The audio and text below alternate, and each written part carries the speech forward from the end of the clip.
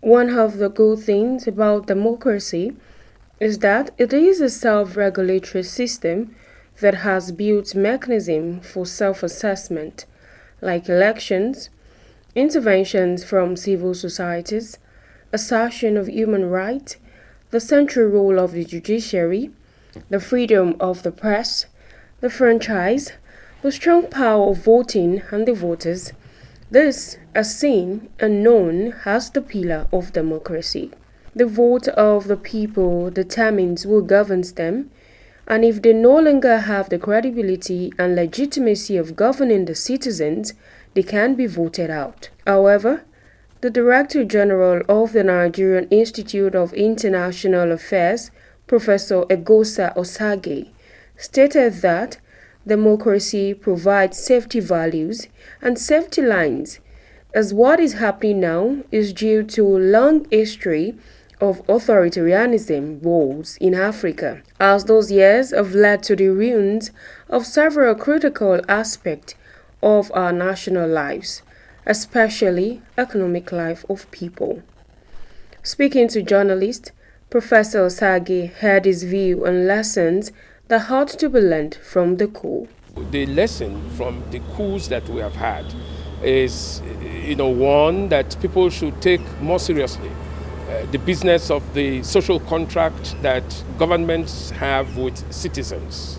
When people vote, they expect, to be taken care of. Their welfare is the primary responsibility of the state, and everyone who comes to govern must ensure that the people's welfare is not compromised. The security of the people is the responsibility of the state. That must happen. Now, the overall well-being of the people in terms of education, in terms of health, in terms of social infrastructure, all of these things are the responsibilities of the state. And a democratic government is expected to perform better than a non-democratic government. Furthermore, the expert stated that the expectations that have come with democracy and democratic rebirth are very high, as citizens of countries are in a hurry. Citizens are becoming impatient on when poverty reduction will come to an end. Democracy has made so much in promise to citizens, and they are not seeing the difference. Hence, the call for military intervention. Speaking further to KAFTAN television, Professor F.M. Ubi spoke on how democracy can help improve our society. As he stated, what led to Arab Spring was due to hunger, as the military always talk about poor economic growth and underdevelopment, as this triggered the military intervention.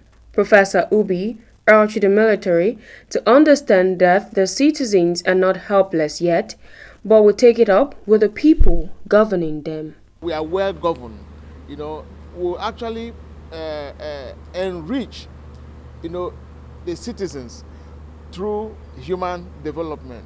Now, the human development, what are we talking about? We're talking about health issues now. Creating of health centers, good hospitals, creating of social infrastructures for the citizens, productive infrastructures, which will also give impetus to economic growth. So democracy is supposed to do all that.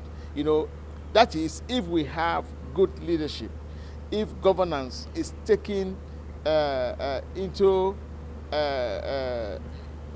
governance take its rightful place in the states. When I mean states, the countries that are democratic.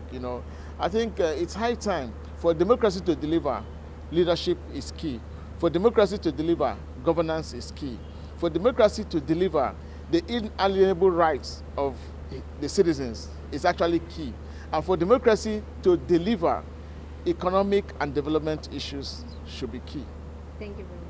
I think that many of our governments in Africa appear to think they are more accountable to Western powers and the international financial institutions than they are to their citizens. So many of them end up doing things that can hurt their citizens, but would be applauded by those that are external actors. I think we need to address that and get back to how the citizen power and as articulated by civil society, would be the ultimate defender.